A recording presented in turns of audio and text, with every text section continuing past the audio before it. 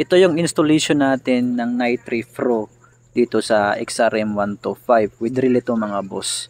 Sa pag-install nito mga bossing, dito tayo kumukuha ng source dito sa horn wire. Yung horn wire natin may dalawa yung source, positive at negative. Yung number 87 ng ating relay mga bossing, itap natin dito sa red wire ng Nitree Pro.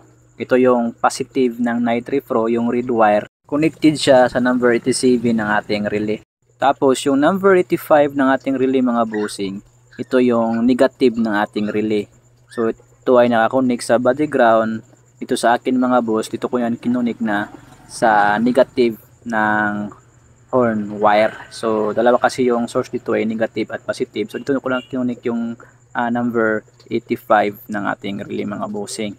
And after that mga bossing, ito naman yung ating number 86 ng ating relay. Yung ating number 86 mga bossing, ito ay kinunik ko sa positive na horn wire. So yung dalawang horn wire dyan mga bossing, positive at negative. So yung positive, tinap ko dito sa number 86 ng ating relay mga bossing. And after that mga bossing, dito naman tayo sa blue wire and brown wire ng Nitree mga boss. Itong brown wire mga boss, connected yan dito sa ating bosina. Tapos yung blue wire naman, connected din yan sa ating bosina mga bossing.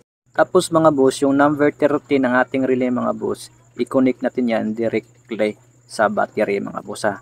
Yung number 30, nakakonect diretso sa battery. Tapos yung negative ng ating Nitree, negative ng ating bosina mga boss, at negative ng ating relay, pinagsama ko yan at tinap ko dito sa negative na horn wire.